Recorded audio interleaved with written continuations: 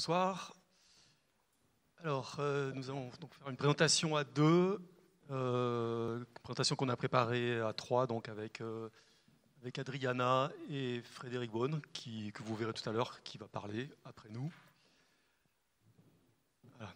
Alors, la compensation, notre impact sur la biosphère peut-il être l'objet d'un jeu comptable? En illustration, là, vous avez des photos de travaux sur les chantiers du Grand Paris, et avec des mesures de compensation qui sont en train de s'installer en périphérie. Alors, on observe depuis un certain nombre d'années un foisonnement des offres de compensation et aussi de la communication des entreprises et des collectivités sur leurs engagements vertueux dans la compensation. Donc, en voici quelques exemples. Dans le secteur du transport, nombre de compagnies aériennes déclarent vouloir compenser de façon massive leurs émissions de CO2. À gauche, vous avez EasyJet, nous ne donnons pas de leçons, nous compensons nos émissions. À droite, c'est Air France. La compensation de 100% des émissions de CO2 des vols domestiques d'Air France débutera le 1er janvier 2020. Intéressant à signaler, c'est que la publicité de gauche a fait l'objet d'une plainte auprès du jury de déontologie de la publicité et qui a fait les gros yeux à EasyJet en janvier. Il y a une pub avec la même photo, mais un autre texte sur les avions à zéro CO2, qui a aussi été retoqué en quelque manière. Mais bon, c'est un avis, c'est pas une contrainte. Voilà. Alors pour la vente de combustibles fossiles aux particuliers, donc il y a Fuel for Planet par exemple, qui propose du carburant en carbone compensé. Limitez votre impact sur le réchauffement climatique en contribuant à des projets éco-responsables. Chez Butagaz, vous pouvez acheter des bouteilles 100% compensées carbone. Sachant que ça se fait via le financement de projets solaires et éoliens en Inde, de protection de la forêt au Zimbabwe et de solutions alternatives de cuisson au Burkina Faso. Pour le matériel informatique, il y a aussi des solutions. Donc, Lenovo, simplifiez la compensation carbone pour stimuler la croissance de votre entreprise. Compensez vos émissions au moment de l'achat. Bon, c'est simple, on peut tout payer en même temps. L'acheteur perd moins de temps à ça. Alors, concernant par exemple, pour les aménagements publics ou privés, la compensation écologique de l'autoroute Langon-Pau, innover pour concilier développement économique, aménagement du territoire et préservation de la biodiversité. C'est le premier grand chantier français à mettre en œuvre le principe de la compensation écologique, qui a été ouvert en 2010. Et en France, la filiale privée Caisse des dépôts et consignations biodiversité achète des terres sur tout le territoire pour les restaurer et vendre aux entreprises des crédits de compensation. Ainsi, en les achetant, ces entreprises sont supposées compenser les dégradations qu'elles causent ailleurs.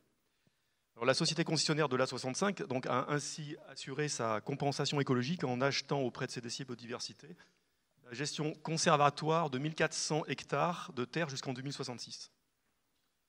Enfin, voici une société qui propose des crédits de compensation avec une nouvelle offre pour les entreprises qui produisent du plastique via la compensation plastique.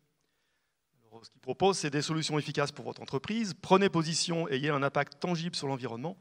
Les crédits Plastic Empower débarrassent le monde des déchets plastiques, créent de l'emploi pour les personnes marginales et aident à engager vos clients avec un nouveau discours puissant. Commencez à faire une réelle différence en quelques minutes. Bon, c'est très tentant. Alors, on va venir à la compensation. Donc, quelques définitions que certaines connaissent sûrement déjà. Alors, la compensation, c'est la troisième phase du triptyque du développement durable, éviter, réduire et compenser, donc ERC, qui est une séquence ordonnée par priorité. Il faut d'abord éviter les projets non indispensables, sinon réduire leurs impacts négatifs, et enfin compenser les impacts résiduels. Alors, la compensation s'applique principalement à deux types de dommages à l'environnement, les atteintes à la biodiversité, avec la description d'espaces naturels, de populations ou d'espèces vivantes. On parle alors de compensation écologique. Et les atteintes au climat par les émissions de gaz à effet de serre. On parle alors de compensation carbone. La compensation écologique, elle s'applique à des aménagements tels que les routes, les zones à urbaniser, des barrages ou des sites industriels. Et en parallèle de la construction de l'ouvrage, on met alors en place des moyens pour préserver une espèce qui serait affectée par le projet, pour régénérer un écosystème ailleurs. Avec la compensation carbone, on essaye de contrebalancer les émissions par des mesures d'évitement ou de réduction d'autres émissions, ou bien par des mesures de séquestration de carbone comme la reforestation. Alors, le recours à la compensation a pris une ampleur considérable ces dernières années au point de se généraliser à tous les secteurs et tous les types de dégradation. L'exemple du plastique. Et la compensation fait aujourd'hui partie d'obligations réglementaires à différents niveaux, international et national. Bon, je ne développe pas ici. Et à côté des obligations légales, donc il y a par exemple en Europe, la compensation carbone volontaire et la neutralité carbone deviennent des arguments de communication importants des entreprises qui souhaitent mettre en avant un impact écologique réduit de leur activité. Alors, dans ce cadre, les crédits de compensation sont proposés par des opérateurs de compensation dont font partie les banques de compensation et sont échangés sur le marché. Alors, la compensation est à première vue intéressante pour atténuer l'impact des activités humaines. Hein. Mais néanmoins, de nombreuses études ont mis en évidence de multiples difficultés théoriques et pratiques de la compensation. Alors, tout d'abord, c'est une démarche complexe et d'une efficacité qui est très incertaine. La compensation consiste en effet à proposer de contrebalancer une dégradation avérée au présent par des mesures aux effets futurs, bon, le plus souvent, dont l'efficacité et la permanence, malheureusement, ne sont jamais garanties. Il y a donc une certitude de la perte nette, mais une incertitude du gain net, et c'est une faille intrinsèque majeure de la compensation. Alors, la compensation écologique pose des problèmes dans son concept même. Bon, à la suite de ce qu'a dit Julien sur la biodiversité. Bon, en fait, on ne sait pas mesurer et comparer précisément la biodiversité dans ses différentes formes, ses différentes composantes, entre différents sites et entre différentes échelles. L'exhaustivité également reste hors de portée. Plus généralement, comment prendre en compte et recréer les relations complexes et historiques, on parle là de décennies ou de siècles, qui lient les éléments d'un écosystème particulier et unique. Et donc, comment assurer que l'écosystème qui est restauré ailleurs est écologiquement semblable à celui que l'on détruit? Alors, cette notion d'équivalence écologique entre des mesures compensatoires et des dégradations d'écosystèmes, qui est donc à la base du principe de compensation écologique, reste très débattue entre les scientifiques. Alors, dans le cas de la compensation carbone, par séquestration dans les puits de carbone de la végétation et dans la matière organique des sols, ces puits sont fragiles. En effet, se pose la question de la pérennité et il est bien démontré qu'aucun de ces puits ne peut garantir une séquestration aussi définitive de carbone que les réserves géologiques d'où ont été extraits les combustibles fossiles et qui ont été ensuite brûlés. Alors, si on prend l'exemple de la plantation d'arbres, il y a donc les limitations d'efficacité. Les principales sont donc le délai de mise en route du stockage, donc la pérennité avec des incertitudes dues au risque d'incendie, aux coûts imprévus par les habitants, par les maladies ravageurs et aussi les stress climatiques. Il y a aussi des limites sur la vitesse de stockage par hectare et par an et la limite du stock total accumulable sur pied par hectare. Et par conséquent, donc il faut de la surface, beaucoup de surface, et il est bien établi malheureusement qu'il n'y aura jamais et de loin assez de terre pour compenser les émissions actuelles massives de gaz à effet de serre des activités humaines. Ça entraînerait d'ailleurs des conflits insolubles avec les autres usages des sols qui sont d'importance vitale pour les humains, pour la nourriture, l'habitat, éventuellement les agrocarburants et la protection des écosystèmes. Bon, pour autant, le stockage de carbone par la biomasse reste très utile pour le climat et il doit être fortement amplifié, même en dehors du contexte du cadre de la compensation. Je vais passer la parole à Diana pour la suite.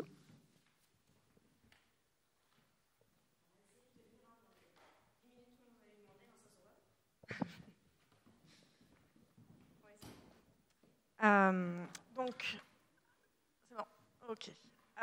Donc, on va essayer de voir maintenant, du coup, on a parlé des crédits carbone, on a parlé des mécanismes de compensation. Donc, on va essayer maintenant de voir comment le cas particulier du marché carbone entraîne des dérives et des pratiques condamnables, tant au niveau écologique qu'au niveau éthique. Donc, pour rappel, Étienne en a parlé un peu brièvement. Le protocole de Kyoto avait introduit donc, le dispositif permettant la mise en place d'un marché de crédit carbone qui repose sur le fait que les entreprises et les pays émetteurs de gaz à effet de serre peuvent compenser leurs émissions dans les pays du Nord, les émissions qu'ils émettent dans les pays du Nord peuvent les compenser en investissant dans des projets dits de développement durable dans les pays du Sud, au travers notamment de l'achat de crédits carbone, sachant que c'est écrit en tout petit, hein, mais sachant qu'un crédit carbone équivaut à une tonne de CO2 dite évitée ou compensée. Donc, il faut quand même préciser, hein, puisqu'on a un petit peu de temps, que les crédits carbone relèvent directement du mécanisme de marché financier, puisqu'ils représentent un actif pouvant être acheté, vendu, échangé et ou placé sur le marché international des crédits carbone.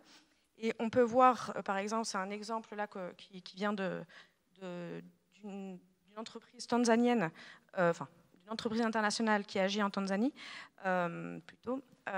qui s'appelle Carbon Tanzania, et qui propose en fait aux entreprises internationales de financer des projets de préservation ou de reforestation préciblés, donc l'organisme a déjà préciblé, et donc en échange, les entreprises internationales peuvent obtenir des crédits carbone en échange de leur investissement dans ce genre de projet.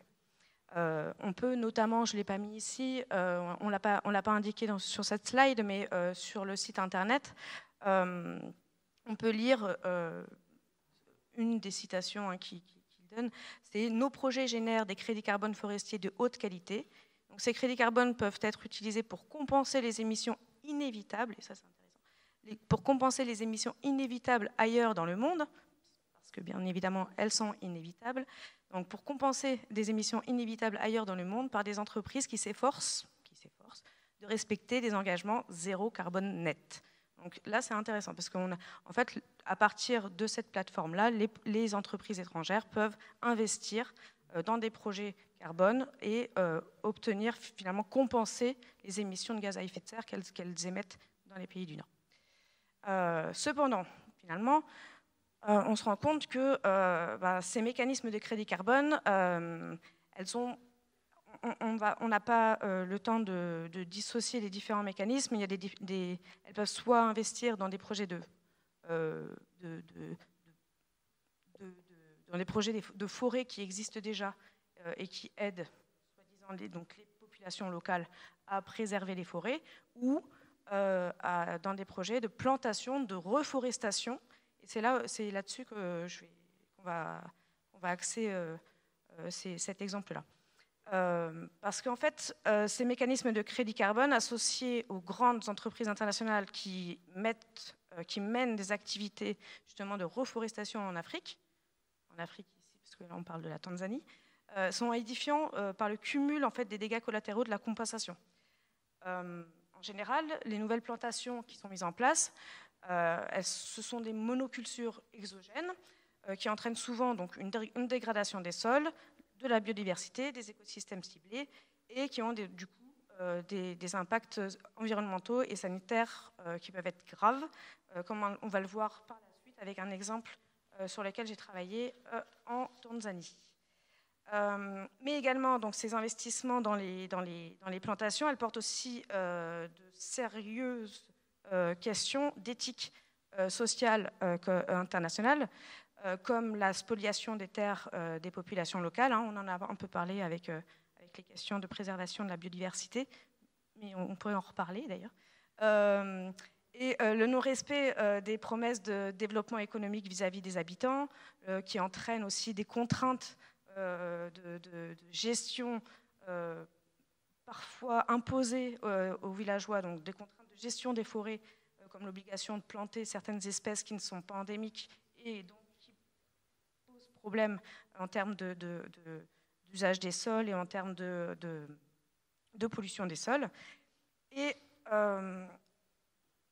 également, donc on va le voir dans le cas précis de la Tanzanie, juste après, mais tu peux remettre la slide d'avant quand même. Plus globalement,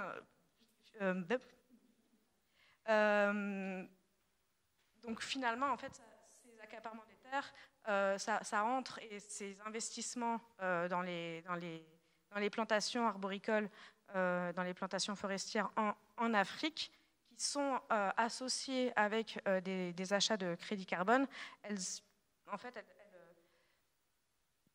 peuvent très facilement s'associer à ce qu'on appelle aujourd'hui les accaparements des terres et, on en a parlé aussi un peu tout à l'heure, au colonialisme vert qui porte directement atteinte aux droits humains et sanitaires des populations spoliées. Et plus globalement, en fait, ces investissements participent d'un système économique mondial capitaliste et colonial, néo- ou post-colonial, on pourra en discuter, qui maintient une domination des pays du Nord sur les pays du Sud, en leur faisant porter finalement tout le poids de la compensation.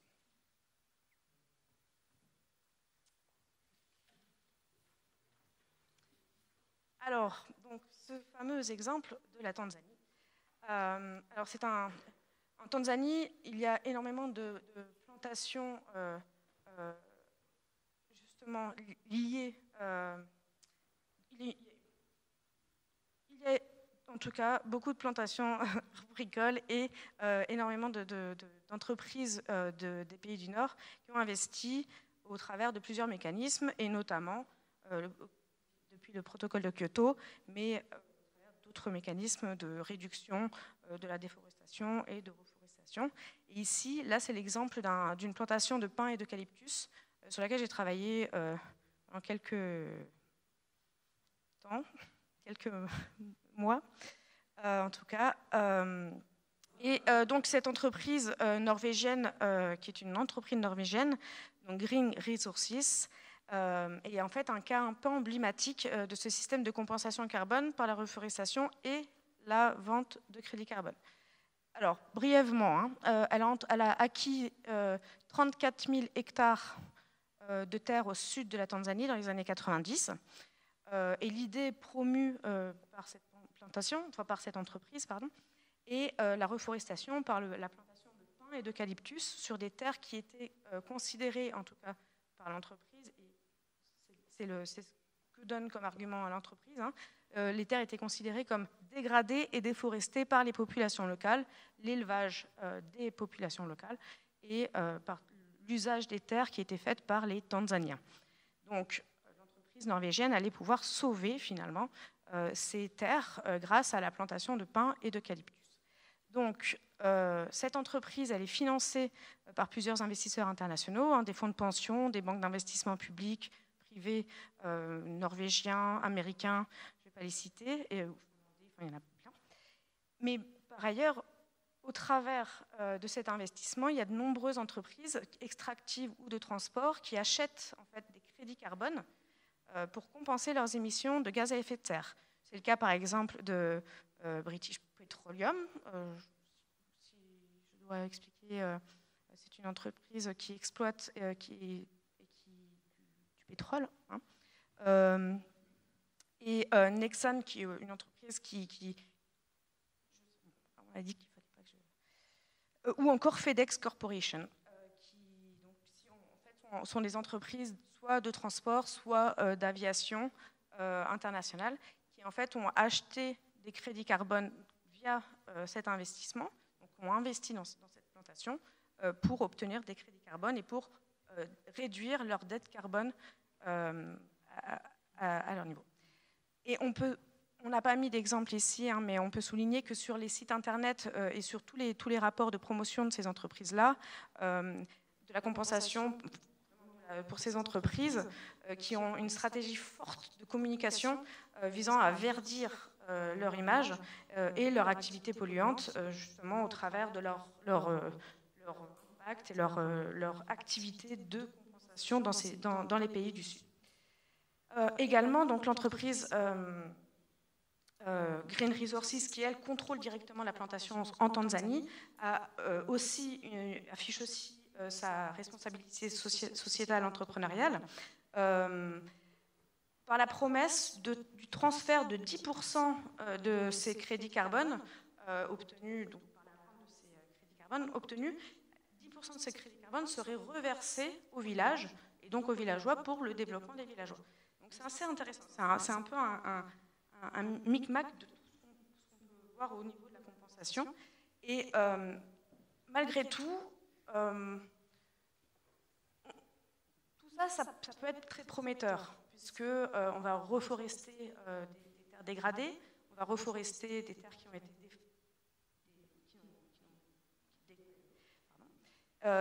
et on va permettre le développement des villageois, le développement économique, etc., par l'emploi, par la mise en place d'électricité, etc. Mais finalement, la réalité qu'on a pu observer sur le terrain est bien différente. Alors, et notamment, comme on peut le voir, bon, elle n'est pas très... Bon.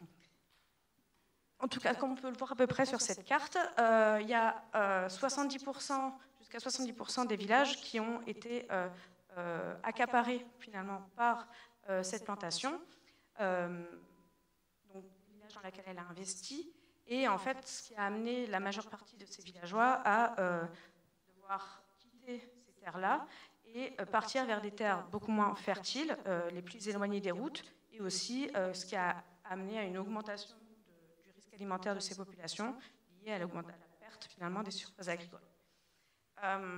Bon, par ailleurs, plus de 20 ans après, en fait, c'est 90, hein, plus de 20 ans après le début des opérations, les entretiens avec les villageois qu'on a pu faire révèlent en fait des déceptions et des mécontentements très forts, puisque l'entreprise qui promettait donc, le versement de 10% des crédits carbone ne l'a absolument pas fait.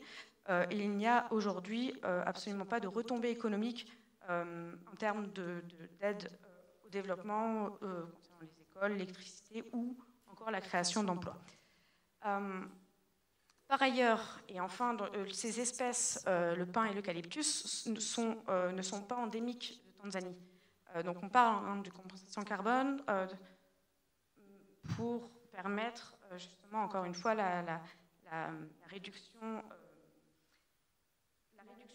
notamment des gaz à effet de serre, hein, mais ces espèces ne sont pas endémiques de Tanzanie, donc elles nécessitent l'usage important d'engrais et acidifient les sols, polluent les rivières, et certains villageois nous ont aussi confié que l'entreprise en fait coupait directement des forêts primaires pour permettre de planter ces pins et ces eucalyptus. Il y a, bon, pour une petite anecdote, après je passe à la conclusion, le directeur forestier d'une entreprise qui a aussi investi dans le même coin, dans la même région, 10 000 hectares de plantation de pins et d'eucalyptus, nous disait donc, d'ici 10 ans, le sol sera complètement appauvri, nous sommes obligés d'utiliser des engrais, les engrais coulent dans les rivières, et c'est vrai que nous utilisons beaucoup d'eau, mais pour faire du papier, le pin et l'eucalyptus, c'est bien, ils poussent vite. Donc on voit là, ici, en fait, la primauté finalement de la question du profit, de la rentabilité à court terme sur la question de la durabilité et de la responsabilité écologique de ces entreprises, pourtant conscientes du danger de ces espèces. Donc ces exemples nous montrent, en fait, en tout cas cet exemple nous montre que les dérives de la compensation carbone par la reforestation et les dangers intrinsèques à sa mise en place pour les populations locales et les services écosystémiques.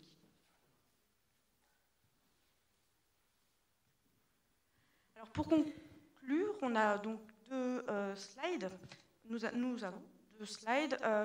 Alors, pour finir donc cette présentation, on va voir maintenant comment la compensation sous-tend une philosophie problématique à plusieurs égards.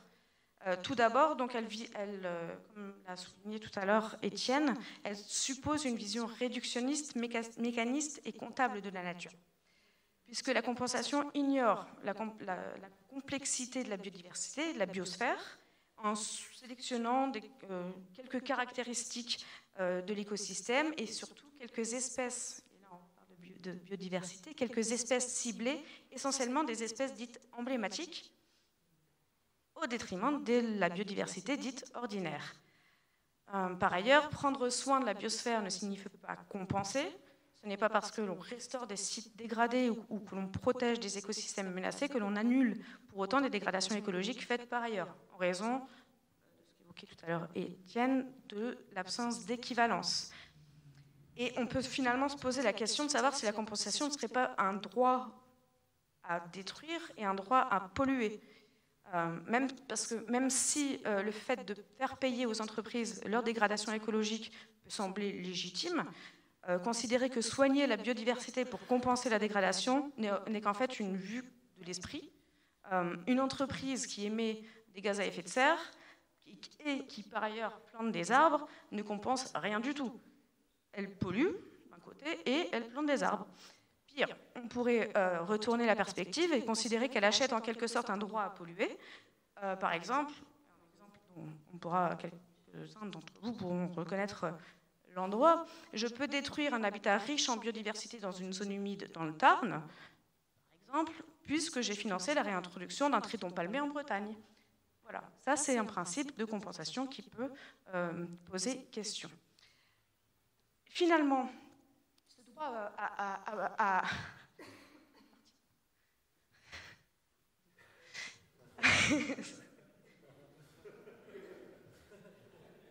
Finalement, ce droit à polluer entraîne également une forme de déresponsabilisation individuelle et collective. Si on compense, on peut s'affranchir des contraintes écologiques, puisque la pratique et le discours qui accompagnent la compensation distillent un sentiment d'innocuité et de bonne conscience écologique, hein, bien sûr, dans l'opinion publique et dans la sphère politique. Enfin, la notion même de compensation tend à brouiller aussi la réflexion politique profonde sur les questions écologiques et les décisions politico-économiques. Plutôt que de questionner en fait en profondeur la transformation des activités humaines et le modèle économique, elle laisse penser à tort que les impacts du business as usual pourraient simplement être annulés par magie compensatoire. Et en fait, cet effacement du politique, c'est-à-dire des choix de société, du modèle économique et des modèles de vie, des modes de vie, est davantage renforcé par les modalités de mise en œuvre de la compensation. En effet, elle est très largement calquée sur des mécanismes de marché, hein, on l'a vu avec le marché carbone, qui échappent à tout pilotage par les citoyens. Au fond, là où l'urgence et l'ampleur des transformations sociopolitiques nécessaires face à la catastrophe écologique plaident pour une réflexion et des décisions collectives, des décisions politiques collectives, la compensation invite à s'en remettre à une main invisible du marché, qui est pourtant une cause des désastres en cours. Donc, au vu de ce bilan un peu critique et de toutes les dérives qu'on a pu voir sur la compensation, on est en droit de se demander si la simple possibilité d'exercer de la compensation ne va pas condamner toute tentative de résolution du désastre écologique planétaire. Et à ce sujet, justement, une réflexion a été menée par les membres de la Técopole, publiée récemment dans un billet du blog Mediapart, en complément de ce chapitre, par quelques membres de la Técopole, et elle aboutit finalement à une proposition d'interdire la compensation et de changer de paradigme et de système pour aller plutôt vers une gouvernance des communs. Voilà. Alors, on aura sûrement des questions, et c'est vrai que le chapitre est assez critique, et puis on a essayé quand même d'amener à soulever des questions, mais en tout cas, on vous remercie pour votre attention.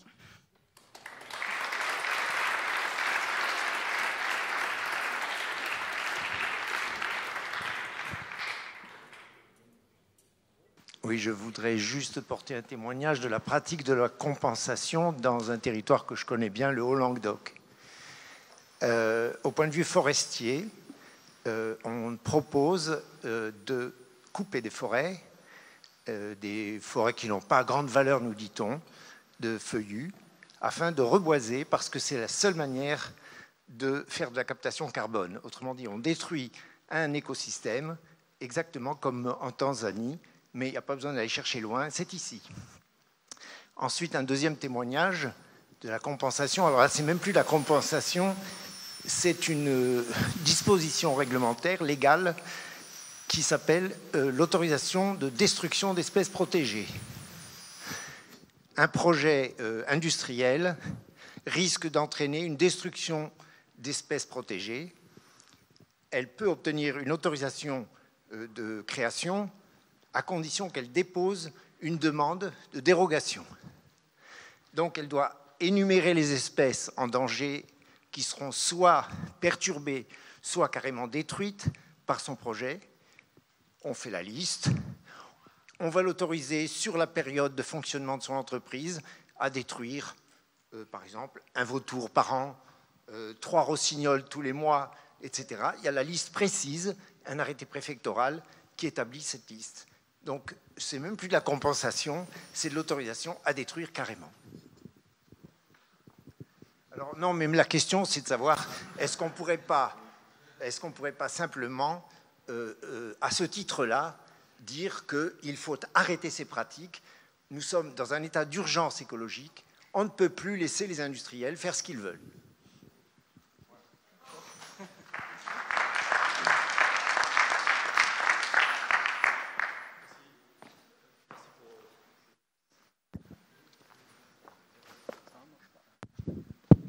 Merci pour votre témoignage. En fait, bon, enfin, pas grand-chose à ajouter. Simplement, le premier exemple, c'est les plantations du stockage carbone. Évidemment, si on raisonne uniquement sur un seul critère, qui est le stockage du carbone, bon, avec toutes les incertitudes que j'ai un peu décrites, ça ne va pas du tout parce qu'il faut prendre en compte tous les effets potentiels négatifs sur la biodiversité, etc. Bon, donc, voilà, c'est le raisonnement unicritère, ça marche pas, c'est pas du tout valable. Et bon, après, ben, les préfets qui accordent des dérogations, ben, ça c'est des jeux d'influence de lobby. Enfin, ça dépend. Malheureusement, enfin là, c'est la gestion de la biodiversité au quotidien qui est peu visible parce que c'est très diffus sur le territoire. Mais je pense que les associations qui travaillent sur le terrain connaissent bien tout ce problème. Et c'est vraiment un combat permanent, quoi. Et rien n'est jamais gagné, malheureusement, quoi. Bon, c'est comme ça. Bonjour. Merci pour votre présentation. Est-ce que vous pensez que c'est possible quand même qu'il y ait des stratégies d'arbitrage de ces pratiques de compensation? Parce que là, la plupart des problèmes que vous soulevez, ça vient du fait que c'est basé sur un marché mondial où tout le monde fait ce qu'il veut et il n'y a pas de flicage, quoi. Et je sais que c'était un gros sujet au GIEC dernièrement et je ne sais pas ce qu'il y a eu comme conclusion finalement de ce qu'on peut faire pour qu'il n'y ait pas ce genre de dérive et que ce soit des compensations enfin, ça peut être utile dans certains cas, comme vous l'avez dit au début. Donc, est-ce qu'on peut les rendre plus vertueuses, quoi, les forcer à l'être?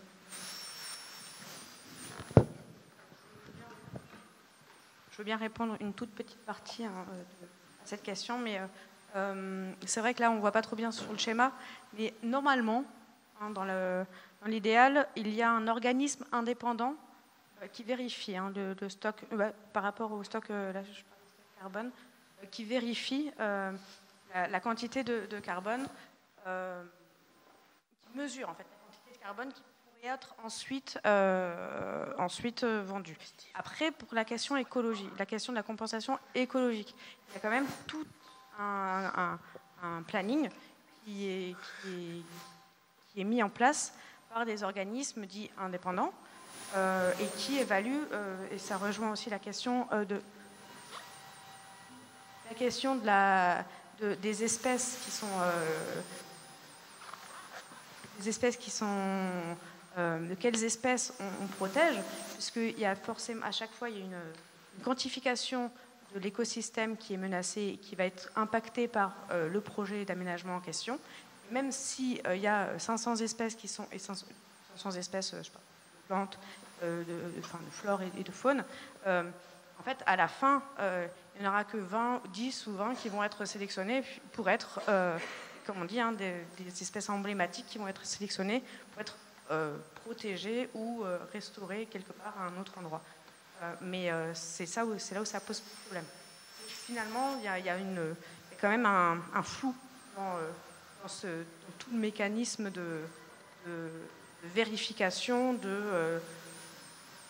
à ce niveau-là, justement, de l'évaluation et qui est, comme tu disais, qui est de toute façon très incertaine.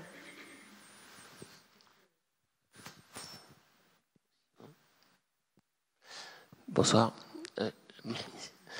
J'avais une question qui était un ajout par rapport à votre présentation sur les arguments contre la compensation au carbone. Je crois que vous n'en avez pas beaucoup parlé, mais moi, il y a un argument que j'avais retenu, que je trouvais vraiment massif, qui était de dire, de toute façon, de base, quand on émet du carbone, on prend l'exemple de l'avion, l'émission elle est instantanée, elle est aujourd'hui, et donc ça contribue dès aujourd'hui au réchauffement climatique, alors que, et de dire du coup, je vais planter à partir d'aujourd'hui des arbres, mais la compensation, de toute façon, enfin, l'absorption de carbone, elle se fait sur une échelle de temps qui est beaucoup plus longue. Et comme disait monsieur tout à l'heure, on est dans une urgence écologique qui, de toute façon, ne nous permet pas de considérer ça comme une pratique raisonnable en termes de même comptable, même si on est encore sur ce plan-là, ça ne marche pas. C'est-à-dire qu'on va avoir un déficit de carbone pendant tout le temps où les arbres vont de toute façon croître. Parce que c'est un argument que vous trouvez justifié et qu'on peut mobiliser.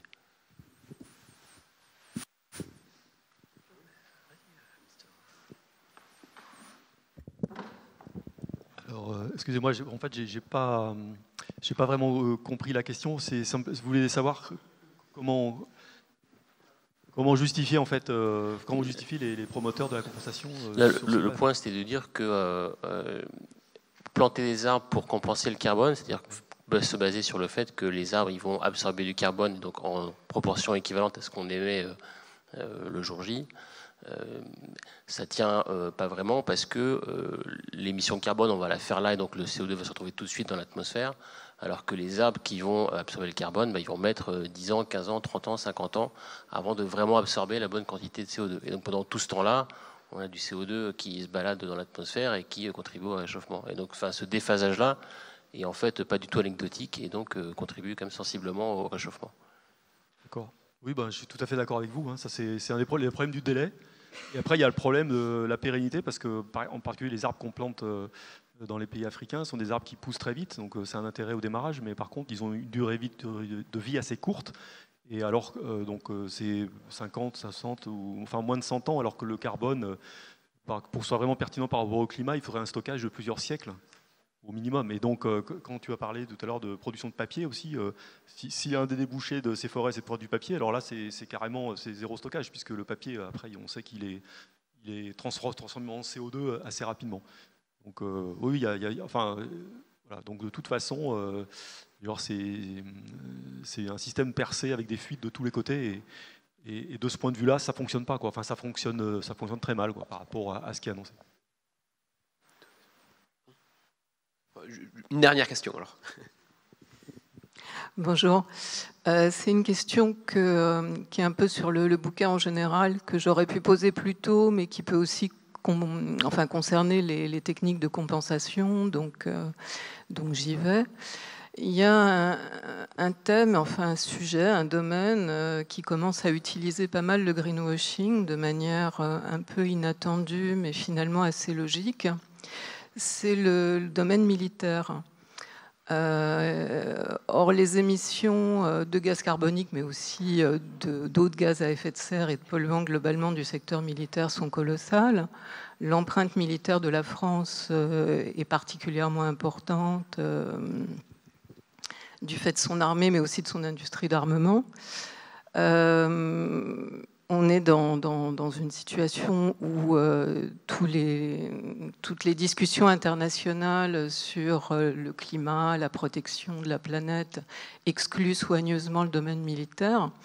Donc, est-ce que dans le cadre de ce bouquin, ou peut-être du tome 2, il y a déjà des auteurs qui ont commencé à effleurer la question ? Sachant que vu le contexte géopolitique actuel, on va avoir besoin, y compris d'arguments de ce type-là, je pense, qui sont bien sentis dans l'opinion publique pour plaider en faveur d'une pacification globale, sans quoi on risque de se retrouver face à des escalades ou des espèces d'engluements dans des guerres incessantes entre oligarques de l'Est et de l'Ouest. Donc, est-ce que vous avez commencé à réfléchir sur ce sujet-là, ce qu'on pourrait avoir comme argument Et sinon, ma requête, ça serait de commencer à le faire. Je pense que c'est tout à fait urgent. J'ai vu tout un tas de jeunes hommes se succéder à la tribune dans la force de l'âge. Il me semble que, vu les nouvelles techniques de conscription inaugurées par le sympathique Zelensky, ils devraient commencer à se sentir un peu concernés. Et je crois qu'on a tous intérêt à s'approprier ces questions-là. Non, effectivement, on n'a pas traité cette question-là dans l'ouvrage, mais c'est une question, effectivement, la question militaire est centrale, est au cœur des réflexions de l'écologie politique en général, liée à la question du pacifisme, à la question de la transition écologique aussi, mais bon, ce sera l'objet, effectivement, de réflexion plus tard. Voilà, peut-être on va passer à la présentation suivante. Non, mais juste, on nous avait posé la question déjà, par exemple, pour le capitalisme. Pourquoi il n'y a pas une entrée capitalisme, puisque le capitalisme a un impact majeur et une responsabilité majeure sur la situation dans laquelle on est. Et en fait, c'est un peu la même réponse, c'est qu'on s'est dit, mais où est le greenwashing? En fait, il n'y a même pas vraiment de greenwashing très évident. Donc voilà, donc autant on reconnaît totalement avec toi l'importance de ce mécanisme-là. Par contre, sur la dimension de greenwashing, c'était moins évident.